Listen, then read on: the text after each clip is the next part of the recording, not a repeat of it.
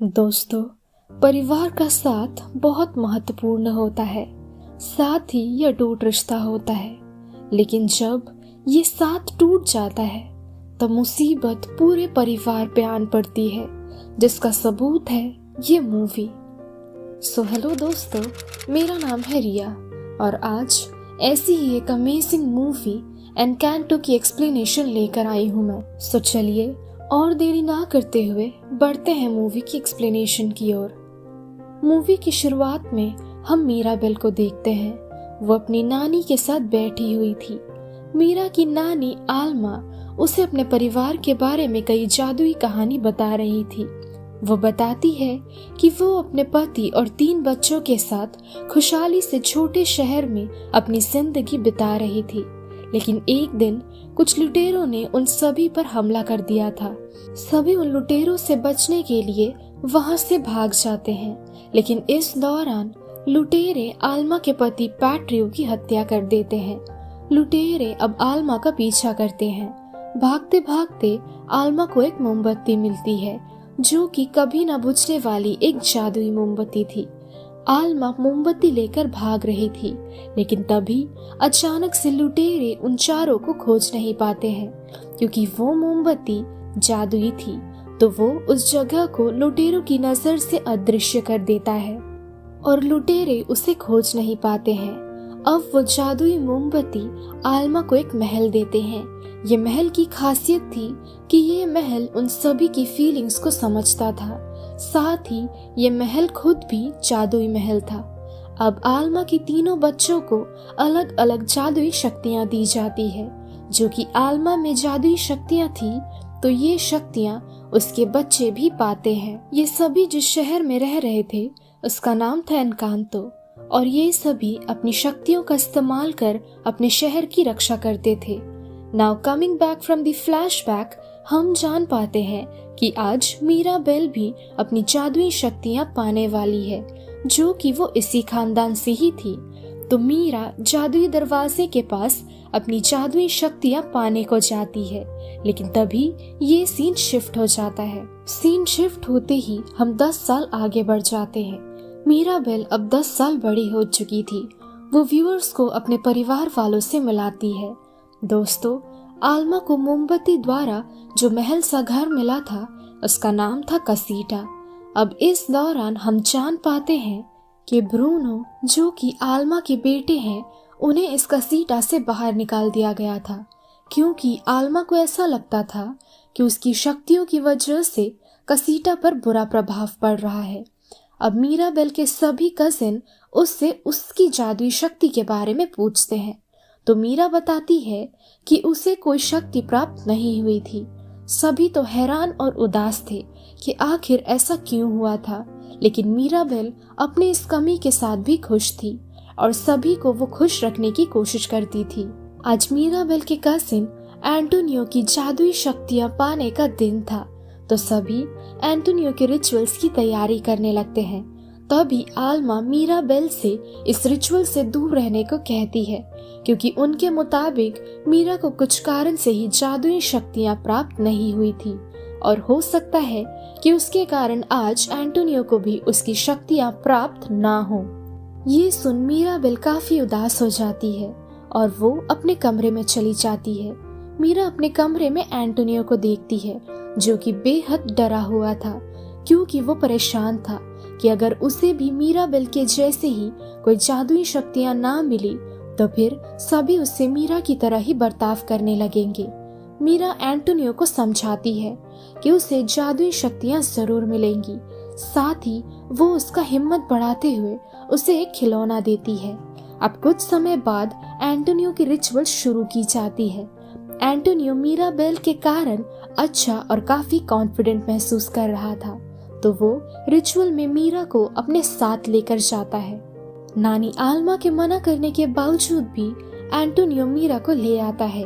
इस दौरान मीरा उस घड़ी के बारे में सोच रही थी जब उसका दिन था जादुई शक्तियां पाने का, लेकिन मीरा के वो जादुई दरवाजे को छूते ही वो दरवाजा अचानक कहीं गायब हो गया, और तब से नानी आल्मा मीरा को अपने परिवार का अभिशाप समझती है।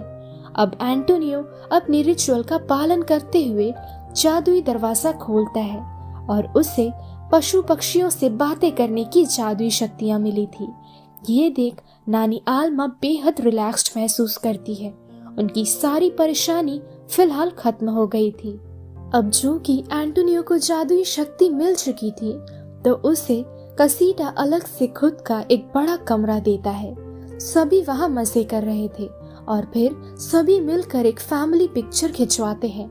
मीराबेल इस दौरान दूर खड़ी ये सारी चीजें देख रही थी। उसे बेहद बुरा लग रहा था। वो बहुत अकेली पड़ गई थी। वो रोते हुए वहां से चली जाती है। अचानक मीराबेल नोटिस करती है कि कसीटा में खुद ब खुद दरारें पड़ रहे हैं, जिस कारण से जादुई मोमबत्ती भी बुझने लगती है। ये देख मीराबेल फौरन एंटोनियो के कमरे में जाकर सभी को इस बारे में बताने लगती है। सभी भागते हुए उस ओर चले आते हैं, लेकिन वे सभी जब यहाँ पहुँचते हैं तो सब कुछ पहले जैसा नॉर्मल हो जाता है। नानी आल्मा ये देख मीरा से बेहद नाराज हो जाती है। उन्हें लगता है कि मीराबेल ने उन सभी से झूठ कहा था।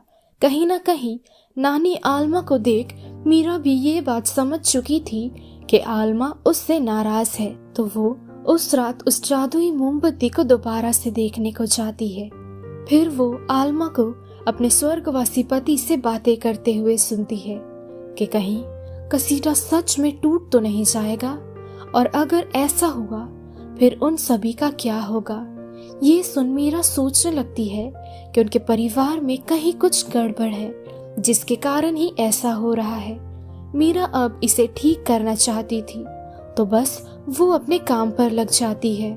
वो मदद के लिए अपनी कजिन डोलोरेस से मिलने चाहती है। डोलोरेस की जादुई शक्तियां थी कि वो दूर की चीजें भी सुन सकती थी।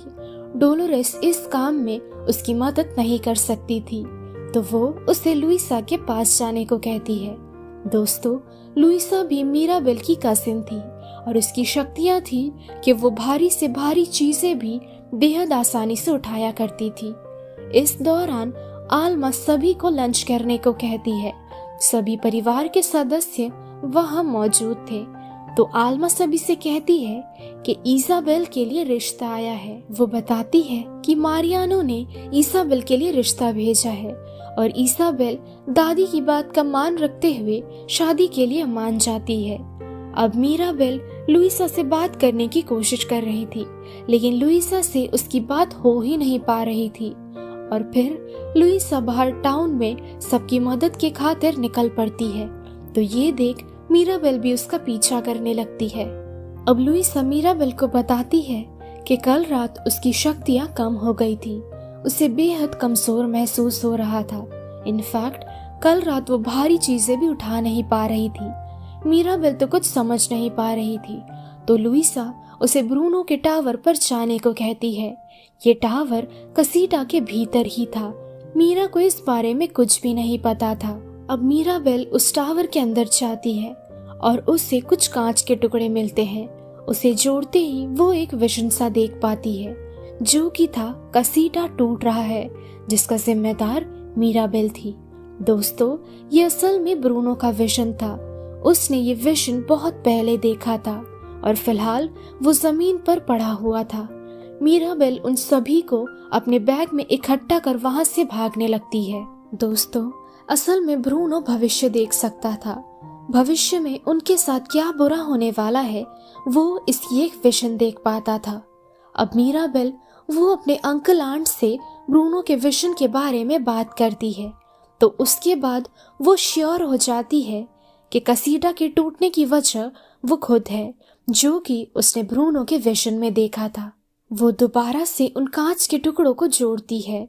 वो उस विजन को भी देख पाती है। तभी उसके पिता आकर ये विजन देख लेते हैं और वो सारी घटना के बारे में जान पाते हैं। वो मीरा से कहते हैं कि तुम ये बात किसी और को मत बताना, लेकिन मीरा की कजिन डोलोरेस ये सारी बातें सुन लेती है। अब रात को सभी डिनर कर रहे थे। मारियानो भी अपनी माँ के साथ वहाँ मौजूद था। अचानक दीवारों में फिर से दरारें पड़ने लगती है। तभी डोलोरेस उन सभी को मीरा के राज के बारे में बता देती है। सभी मीरा से बेहद नाराज थे, साथ ही इस दौरान कुछ चूहे 2-3 कांच के टुकड़े लेकर भाग रहे थे। उसका पीछा करते करते मीरा एक कमरे में जा पहुंचती है, जहां वो ब्रूनो को देख पाती है। वो ब्रूनो से पूछती है कि वो यहाँ कब आए, तो ब्रूनो उसे बताते हैं कि असल में वो कभी यहाँ से गए ही नहीं थे। वो हमेशा से ही अपने परिवार का ख्याल रखने के लिए यहीं थे, लेकिन उसके जादुई शक्ति की उसके परिवार वालों को जरूरत थी ही नहीं, और यही कारण है कि उसे यहाँ से भगा दिया गया था। मीराबेल उससे उस विजन के बारे में पूछती है, तो वो उसे इन बातों को सोचने से मना करते हैं, लेकिन मीराबेल उसे दोबारा से भविष्य देखने को कहती है। ब्रूनो बताते हैं कि इतने छोटे जगह पर वो कोई विजन नहीं देख सकेंगे। तभी पास से एंटोनियो गुजर रहा था। वो उन दोनों की बातें सुन लेता है और वो ब्रूनो को विजन देखने के लिए अपना कमरा इस्तेमाल करने को कहता है। ब्रूनो अब भविष्य देखने लगते हैं। वो दोबारा से वही विजन देख रहे थे जो उसने पहले देखा था। ब्रूनो अब रुकने लगते हैं, लेकिन मीराबेल उसे विजन को पूरा देखने को कहती है, जिससे कि उन्हें पता चल सके कि आखिर इसका उपाय क्या हो सकता है।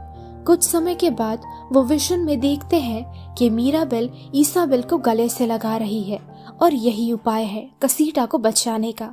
मीराबेल के मन में यही था कि ईसाबेल तो उससे नफरत करती है, तो वो उसे गले से क्यों लगाएगी। तो ब्रूनो उसे समझाता है कि कसीटा को बचाने के लिए, अपने परिवार को बचाने के लिए तुम्हें उसे गले लगाना होगा। तो ये सुन मीराबेल फौरन ईसाबेल के पास जाती है। ईसाबेल उससे बेहद नाराज थी, तो वो उसे बुरा भला कहने लगती है, जो कि उसके कारण उसकी शादी टूट गई थी। लेकिन बातों बातों में वो बताती है कि असल में वो नानी आल्मा के कहने पर शादी के लिए मान गई थी। वो असल में ये शादी नहीं करना चाहती थी। अब दोनों एक दूसरे को समझते हुए एक दूसरे को गले लगा लेते हैं, जिसके बाद वो जादुई मोमबत्ती की रोशनी बढ़ने लगती है। साथ ही सभी के पावर्स भी बढ़ने लगते हैं। मीरा नोटिस करती है कि उसके ऐसा करने के बाद से कसीटा की दीवार की दरारें भी ठीक होने लगी हैं। अब मीराबेल नानी आल्मा से कहती है, नानी अब सब कुछ ठीक हो गया है, कसीटा भी अब ठीक होने लगा है। लेकिन नानी आल्मा तो पहले से ही मीरा से बेहद नाराज थी, तो वो मीरा को डांट कर कहती है कि कसीटा में आई सारी मुसीबतों की जड़ तुम हो मीराबेल। तुम्हारी वजह से ये सारी तकलीफें हम भुगत रहे हैं। ये सुन मीराबेल बहुत हर्ट महसूस करती है। वो कहती है कि वो इन तकलीफों का कारण नहीं है, बल्कि वो तो हमेशा से ही कोशिश कर रही थी कि कैसे वो इस परिवार के मुसीबतों को कम कर सके। मीराबेल ये भी कहती है कि ब्रूनो के घर छोड़ने की वजह उनकी जादुई शक्ति नहीं थी, बल्कि आपकी वजह से ब्रूनो को घर छोड़कर जाना पड़ा, क्योंकि आपने कभी उन्हें इस परिवार का हिस्सा ही नहीं माना था। तभी कसीटा की दीवारों पर दोबारा दरारें पड़ने लगती है। साथ ही वो जादुई मोमबत्ती भी बुझने लगती है। कसीटा अब उन सभी परिवार वालों को घर से बाहर निकाल देती है। मीराबेल जैसे तैसे करके उस जादुई मोमबत्ती को बचा लेती है और फिर मीराबेल अपनी नाराजगी में वहां से दूर कहीं चली जाती है। सभी लोग मीरा को ढूंढने की कोशिश करते हैं। आल्मा भी मीरा को ढूंढ रही थी। तभी आल्मा मीराबेल को ठीक उसी जगह पाती है जहां उसे वो जादुई मोमबत्ती मिली थी। नानी आल्मा मीराबेल को देख उससे माफी मांगती है। वो कहती है कि मीराबेल, मैं समझ चुकी हूँ, मैंने हमेशा अपने परिवार वालों से ज्यादा इन जादुई शक्तियों को मोह किया था। असल में मुझे तो मेरे परिवार वालों को मोह से संजो कर रखना था। आल्मा उससे माफी मांगती है और दोनों एक दूसरे को गले से लगा लेते हैं। उन दोनों को ढूंढते ढूंढते ब्रूनो भी वहां चला आता है। नानी आल्मा ब्रूनो को देख उससे भी माफी मांगती है। सभी हंसी खुशी कसीटा की ओर जाने लगते हैं। कसीटा तो टूटा हुआ था, तो सभी मिलकर कसीटा को दोबारा से बनाते हैं। टाउन के सभी लोग उनकी मदद करते हैं। दोस्तों, डोलोरेस मारियाना को पसंद करती थी, जिसके बारे में मीराबेल और ईसाबेल जान पाते हैं। अब कुछ दिनों के भीतर कसीटा दोबारा से ठीक हो जाता है और दरवाजा में लगाए जाने वाला डोर नॉक लगाना बाकी था, तो सभी वो डोर नॉक मीराबेल को लगाने को कहते हैं। मीराबेल ये सुन काफी खुश थी, साथ ही वो डरी हुई भी थी। अब जैसे ही मीराबेल वो डोर नॉक लगाती है, तभी कसीटा की जादुई शक्तियां कसीटा दोबारा पाती है, साथ ही सभी की शक्तियां फिर से बढ़ जाती है। और मूवी के आखिरी सीन में ये सभी एक फैमिली पिक्चर खींचते हैं और इस बार इस तस्वीर में मीराबेल और ब्रूनो भी थे। और इसी के साथ ये मूवी यहीं खत्म हो जाती है। सो दोस्तों, अब आते हैं मूवी की एक्सप्लेनेशन की ओर। असल में ये सभी जब भी एक परिवार बनकर एक साथ रहते थे, तब तक इनकी शक्तियां और कसीटा की शक्तियां भी बरकरार रहती थी। लेकिन जैसे ही ये लोग एक एक कर अलग होते रहते हैं, तब कसीटा और इन सभी परिवार वालों की शक्तियां कम होने लगती हैं, जैसा कि लुइसा के साथ होता रहा। सो दोस्तों, यही थी आज की हमारी अमेजिंग एनिमेटेड मूवी एनकैंतो। ये मूवी आपको कैसी लगी, ये हमें कमेंट सेक्शन में बताना ना भूले। अगर आपको हमारी आज की वीडियो पसंद आई हो तो वीडियो को लाइक और शेयर करें, और अगर आपने चैनल को सब्सक्राइब नहीं किया है तो जल्दी से जाकर चैनल को सब्सक्राइब कीजिए। मिलते हैं हमारे अगले वीडियो पर, तब तक के लिए स्टे सेफ, शब्बा खैर।